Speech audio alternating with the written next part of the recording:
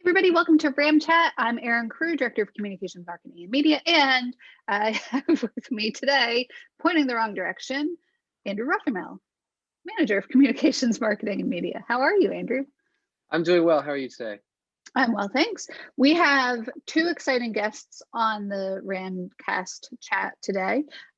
We have our AP teachers, our AP capstone teachers, who are also co-teachers. So we're going to hear from them about their program and how they work together and what has happened with their programming during the pandemic, which will be exciting. We haven't had co-teachers on or AP teachers on yet. Two really good programs here at Springford. Yes, we do. And the interview with them is fantastic. There's a lot of good information, and you can learn a lot about both the AP programs here and how they work together in co-teaching. Mm-hmm. Yeah. We have a lot coming up this spring, a lot. And this week is sort of the first of very many high school specific events. We've been having events all year long for all of our grade levels outside of the school day, but tonight and tomorrow night, we'll be recognizing our Junior Honor Society, or our National Honor Society students. They'll be inducted and honored and recognized tonight and tomorrow in two different ceremonies. And I think Rctv is covering it, right? Yes, April 14th and 15th. That's tonight and tomorrow. It will be live on YouTube and our live stream page for people who can't make it, or the juniors that want to watch the seniors, their friends, possibly being inducted into the National Honor Society. It's always good to see what's going to happen beforehand. Yes. Get a head prepared. start on. Be prepared. So we have National Honor Society. I think the next big event, I consider it the next big event, is Impact Awards. That'll be May 5th. Congratulations to you. You were nominated this year again for an Impact Award by one student? Two. Ooh, two of our great broadcasters in the Rctv club, and the students have impacted me as well in how they've been helping. And you can learn from kids. You definitely can learn from kids, and they're very good about that and very dedicated to our program. You want to give them a shout out too? Yes, John Zawislak and Anthony Bamford. Thank you. Thank you very much for the award. I still got to submit my video. That was due probably last week. Not quite yet. So this year's Impact Awards, it's going to be sort of a hybrid fusion of normal and pandemic-ish. We're doing it in person, but we are pulling in a really neat feature that we did last year due to the pandemic. We had our teachers or our nominees send a message back to the people who nominated them. So we'll keep doing that with the video messaging. It was long, it was 3 hours long, but so neat to watch, so heartfelt. And I really appreciate you doing all that work because it's coming right back to you. So you can hand yours in whenever you want. You can be late with yours. Because I'm making it. The other 100 people, we need them in. Yes. Well, why don't we invite Julie and Jackie, our two guests? Yes, but before we do that, I have two things. I'm missing something. You have two things. Two things I want to talk about. Yeah. One, this episode is about advanced placement and co-teaching. So the first thing I just want to shout out to our Springford High School is we offer more than 25 advanced placement classes. And you'll learn later in the episode, that just sets up all kinds of opportunities for our students here. The second thing is that Springford has co-teachers at the 5-6 level, the middle school level, and at the high school. And they're just starting to pilot the co-teaching switch teacher at the elementary level. So hopefully soon we can get on elementary level staff who have been part of the pilot program, and we can talk to them, and then you can see the differences between what you'll learn today in the high school and middle and elementary. Yeah, 5-6, we call them switch teachers because we have an ELA science and nope, that's not what. Social studies math. We have an ELA social studies and a science and math teacher, and they work in tandem, work together with the same group of students and then switch. So essentially they are co-teachers as well. They really work hard together. And we do have a clip from two of our switch teachers that I'll insert right here before we go and meet with Jackie and Julie. Co-teaching at the 5-6 Center, and it's still developing, and I want to be a part of that process, and I've had an opportunity to do that. And we're starting to develop the same or similar model at the elementary school to make sure the students are getting what they need. So she'll teach math and science, whereas I will teach English and social studies, and then we switch homerooms, and the two of us being on the same page, I feel like really helps the kids excel and do well in their academics. I feel like that's the most important thing. Aside from teaching the subject areas, taking that out of the equation, I think the consistency between the two classrooms is the most important part. I agree. And we work together. We have with us today two guests from the high school. We have Jackie Ritter and Julie Korchowsky, both high school teachers and both AP teachers, and teach together as co-teachers. Welcome to RAMchat. Yeah, thank you. Jackie, I think we've had you on before. For one thing or another, perhaps, yes. For something. I don't You've know been if on it's before. official. But Julie, this is your first time, so welcome. Thank you. The subject of AP classes and co-teaching doesn't really flow together naturally normally, but for you two it does, because this is what you do all day. You are resident AP teachers and excellent co-teachers as well. So let's start, I guess, by talking about AP. And what I mean, we have more than just your classes here at the high school. We have 26 this year-ish, give or take. But tell us about the class that you teach together and the students that you have this year and how that's going. Okay. Julie, you want to start? Sure. So we actually teach two AP classes together.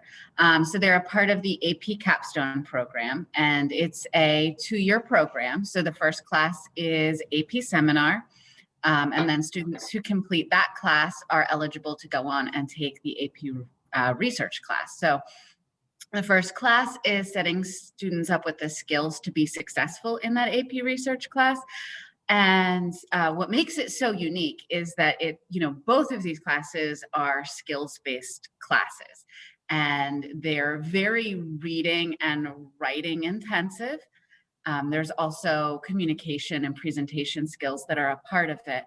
But particularly for AP Seminar, it's a social science driven curriculum, and it's layering in both the social science as well as the reading and writing skills, which are how we are conveying those skills through the topics and the units that we cover. Yeah, exactly. So Julie and I teach together because it is so cross-curricular. So I'm an English teacher and Julie is a social studies teacher. So it works well because we bring both of those worlds together in the courses, and that's really the nature of the courses. As Julie said, they're skills-based, so the content varies, especially in the second year, where the students choose their own topic of research and they conduct a research project from start to finish with a full research paper and an oral defense of their research. So it works well with the co-teaching model. This program is fairly new to Springford. This is your second year, is that correct? I want to say it's our 4th year. Okay, so second time around. So it's our 4th year with Seminar, 3rd year with research. So this group of kiddos will be the 3rd group that we've taken completely through the program. Okay. Yep. And it's a fairly new course to College Board. We kind of got in on the ground floor right after they did a pilot program. So it's fairly new. I think, is this the 5th or the 6th year for Seminar? I think so. Yeah. Yeah, it is, because they had 1 year of research under their belt when we did our training.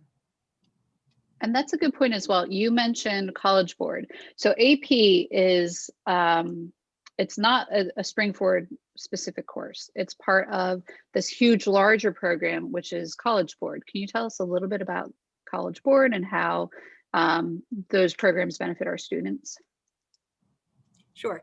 So the idea of the College Board course is that it gives students the opportunity to, take a college level course at while they're in high school, and then earn credit for entry level courses in their undergraduate program. So with most AP courses, they're content driven, so they're learning content that they would have in a college course, and then it usually goes to a specific area. If it's a social studies course, then they may get credit for a social studies class, or if it's independently an English course like AP Comp, they would get credit for maybe their freshman comp course.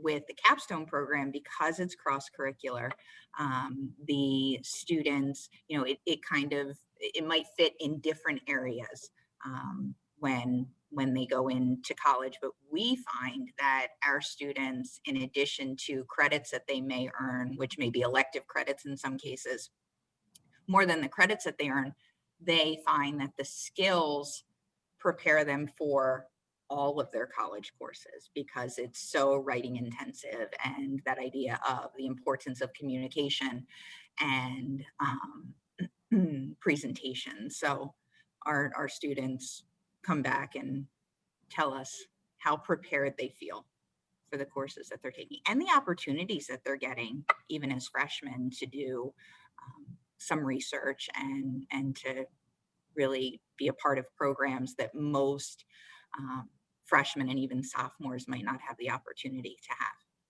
Yeah, I think that one of the really cool, unique things about the capstone program as well, comparative to some of the other AP courses, is those, as Jackie said, those courses are content driven, and they're usually equivalent to the 100 level, those intro level courses that you could take in college.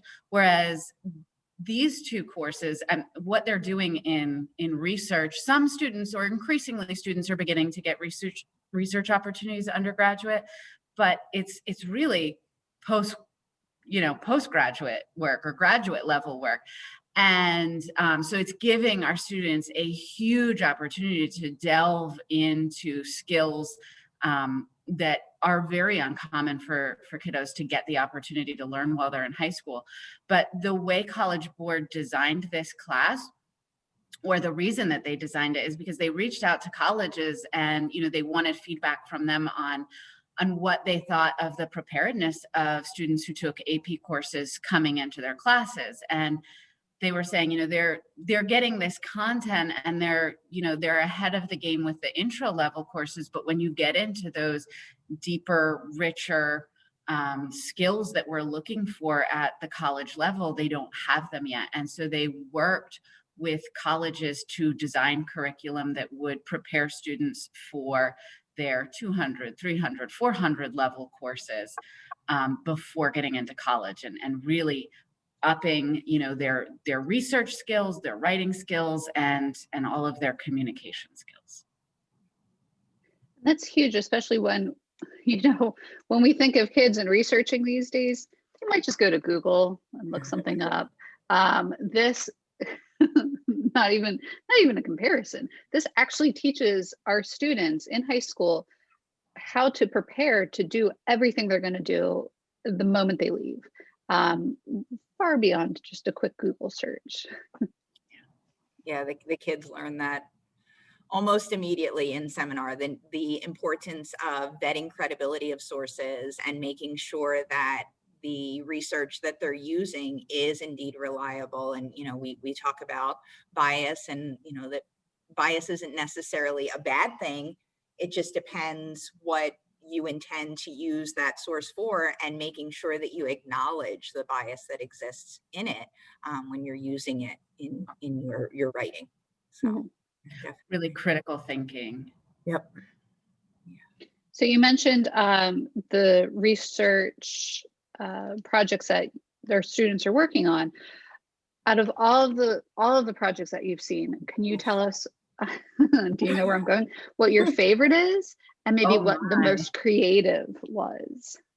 Oh, I know I'm totally throwing you off here with this surprise question. gosh. There's been so many, and they're so interesting. So especially if kids are watching this, like, you've all done great.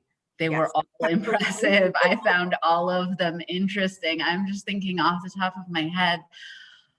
Oh, what is do you have one? I don't think, I mean, we have had so many They interesting run the topics. gamut. Yeah, I mean, we a couple of years ago, I guess our first year, we had a student who took a look at Disney films and the parallel between the evolution of the Disney princess and the feminist movement. So Wow. that was something that was incredibly interesting. And then on the other end of the spectrum, we had a student who took a look at, in our student population, the correlation between blood pressure and BMI. So a very science-driven research project, versus more of a humanities project. So we've just That's the neat thing. Yeah, is that we've got kids who are focusing on science. We've had engineering related papers, computer science related papers, and I mean, they dig into these subjects to really figure. And then, we have the kids who are they're saying, well, I want to learn these skills, but I don't necessarily want to, try and cure cancer while I'm a high school student. So I'm gonna do something, but I'm not gonna make it, because when you look at some of these like very like math and science related papers, some of the skills and detail of the subjects that these kids need to know, we have them reaching out to experts in the fields, and getting their feedback, and sometimes having them come back and saying, yeah, we don't really know. I know last year we had a student who was doing research on race and the impact that it might play on sentencing of individuals. And one of the people they reached out to was like, yeah, that's tough. Like, you're gonna have to do this, you're gonna have to do that, you're gonna have to get access to all of this research. Like, this is something like we're struggling to do, and we do this for a living.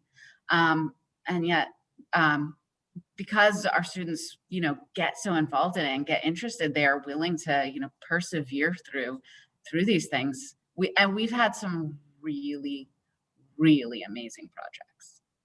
Absolutely. It sounds like the sky's the limit. They can get as creative as they want with the projects through everything that they've learned so far leading up to this final piece that they do with you. It's exciting. Mm-hmm. Yeah. Do you have the time? Do they pre-submit their projects? Like, do you know what's coming for this year? What you'll be expecting to see by the end of the year? Mm-hmm. So yeah.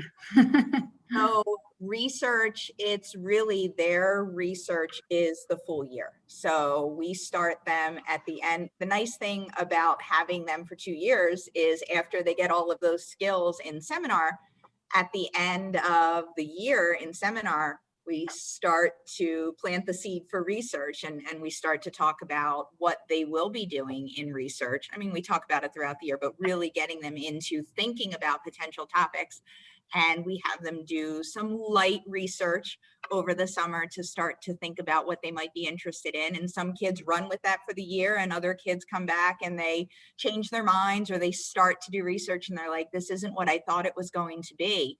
But it's, they start in the fall and they hit the ground running. And really, before they leave for winter break, the goal is for them to have a proposal.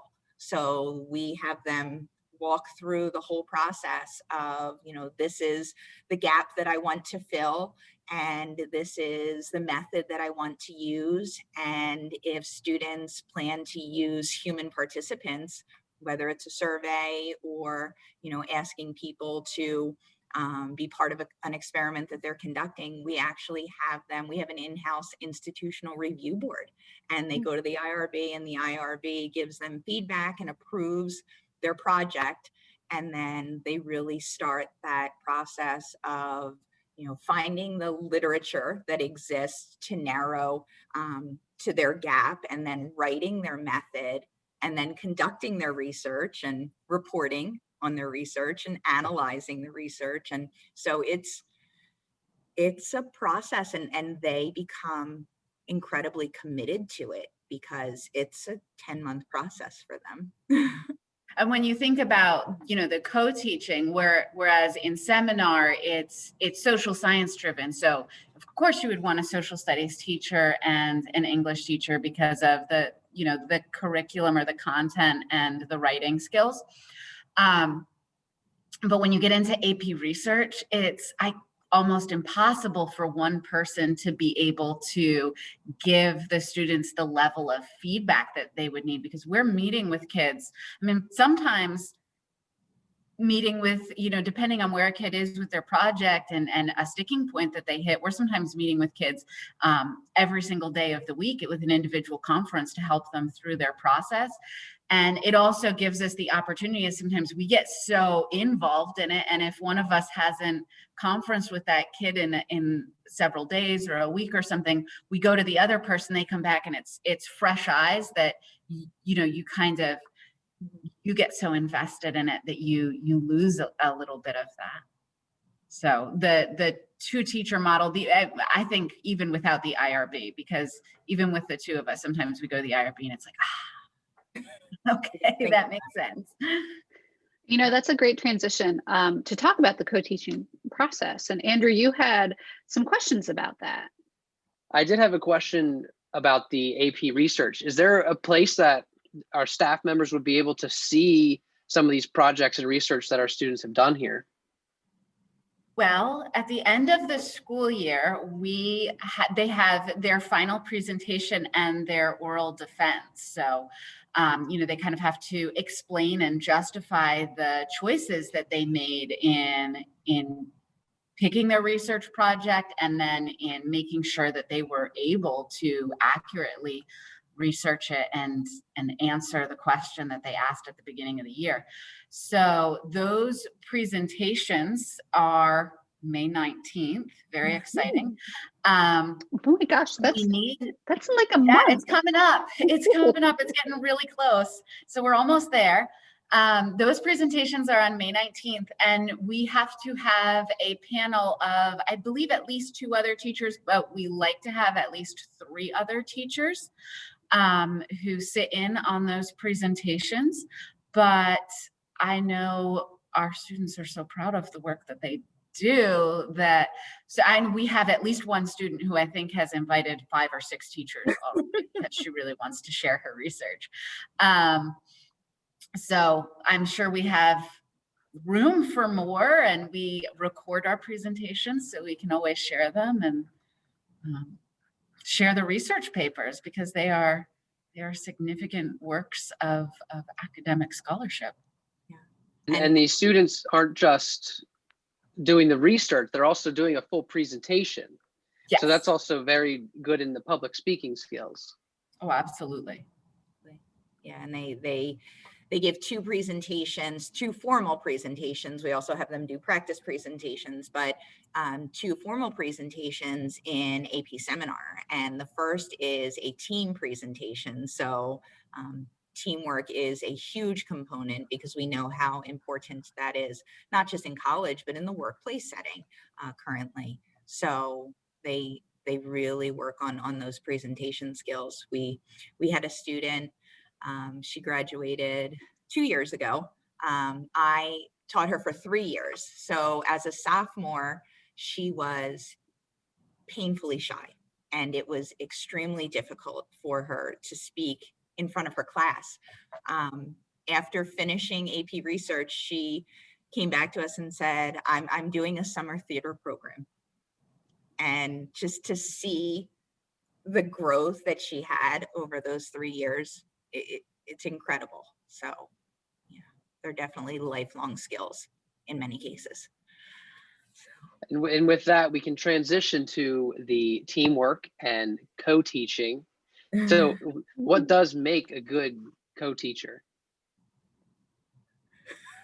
That's a good question, Jackie, obviously. Yeah, I think, Julie and we knew each other before we started co-teaching, but we didn't really spend a lot of time together. We didn't work together a lot. And our first experience, we went to training together. So we spent that week together kind of with our Kind of like summer camp, but for adults. Yeah. So we spent a week at the end of June. And I think that was really the beginning of, we were both very nervous because this is a big deal. And Dr. Nugent at the time was, very invested in this program. We're like, we want to get this off the ground and we want to do a really great job. And so, we kind of had those nerves together, but I think for us, it's just trusting each other, because it's a huge responsibility to take these students through this journey. And because there isn't a script to the course, because it's not content driven, we have to choose the content that we use to teach the skills, and we have to make sure that the kids are mastering these skills as we go. So for me, I completely trust Julie that we're going to do this successfully. And I definitely recognize my flaws and my shortcomings, and I feel like where I'm lacking, Julie's always picking that up, and I think, yeah, that's a reciprocal experience. I'm sure I think we have actually very different personalities in many ways, but I think we've probably gotten incredibly lucky that our personalities balance each other, our experiences and our skills balance each other, so that, where one person is maybe a little bit stronger in an area than the other, they can we feed off of each other well, and it's created, a really good working relationship, but also a wonderful friendship. Absolutely.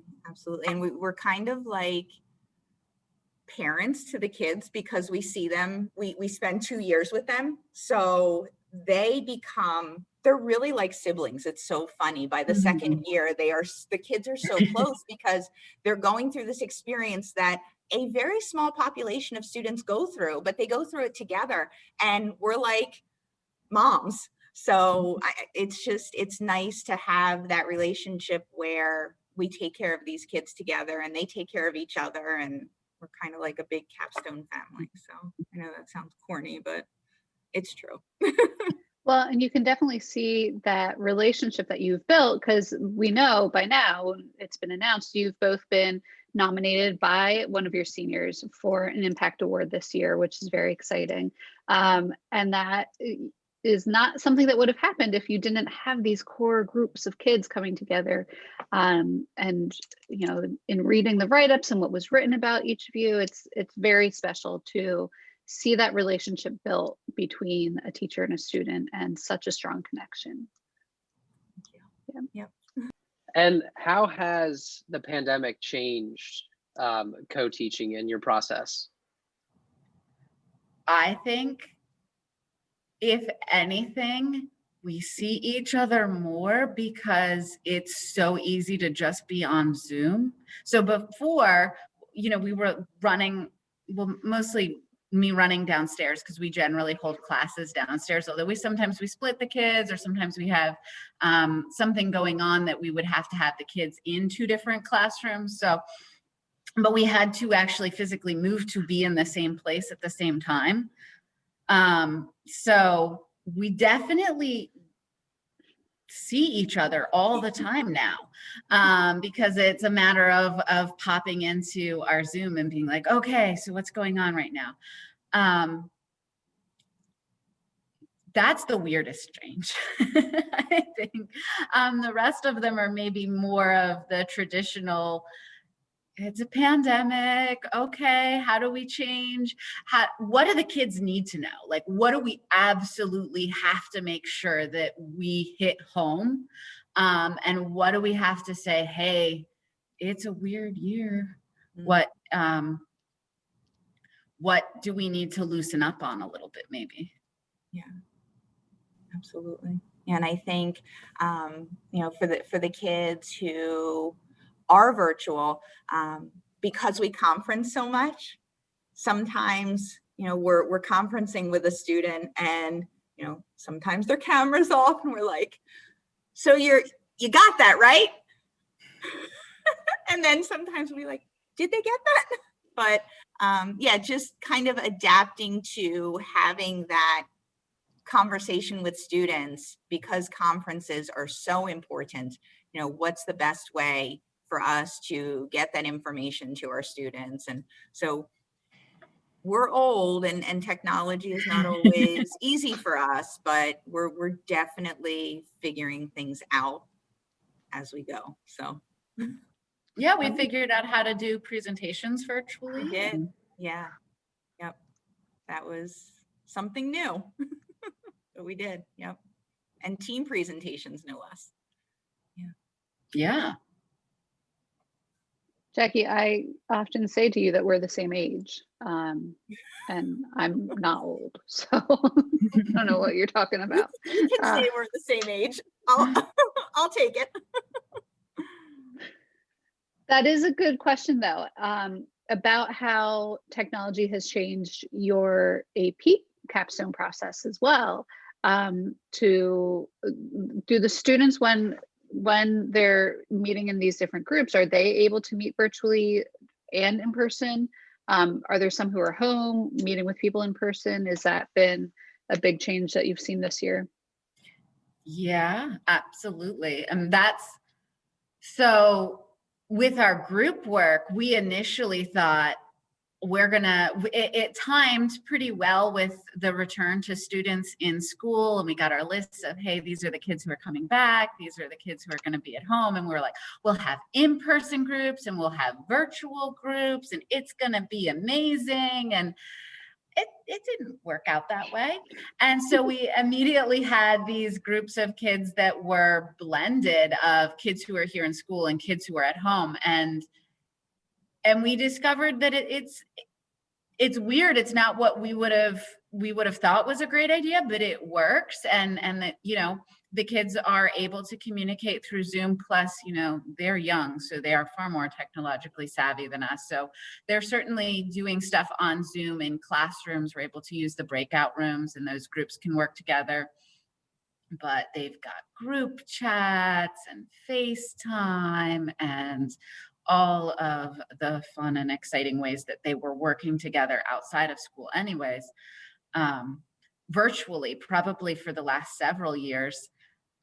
So they kind of adapted to that, and we were able to have really solid groups that were able to work together, not quite the same way that they would have before, but definitely, able to meet all of the goals that we had for them. Yeah, but I do think, we've all come a long way. We work in schools and we work with kids, and you figure it out. So You make it work. yeah, still a lot of stress and worry. I mean, we're worriers, but Yeah, we are. we've made the best of it, and the kids have too. The kids have been such good sports about things, and they've done everything we've asked them to do. And sometimes we know that it's been awkward and not easy for them, but I think they do see the benefit of what has to be done this year to get what they need to be successful. So, Well, Andrew, I'm going to kick it back to you, or is it still with you, for random questions? All right. So Julie, we'll start with you. Okay. I'm going to ask you 5 questions, and they're going to be random questions, and Jackie, yours will be different. Okay. Some of them Oh, might be the can't same, some might be prepare, different. haha. But so you can't prepare, Jackie. Okay. Okay. So Julie, if you weren't in education, what would you be doing? Traveling the world. That's very good. If I was rich, not in education. What was the worst job you ever had?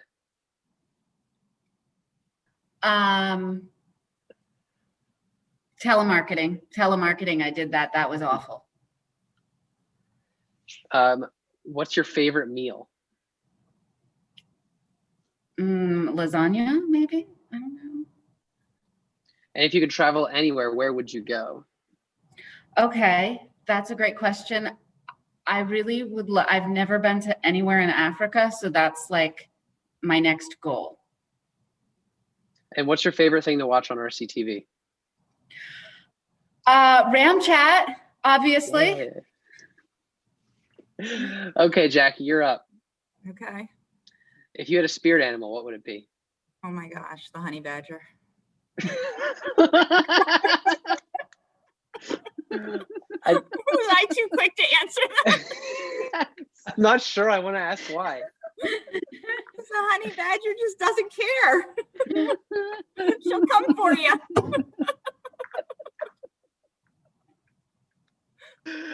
Oh my gosh.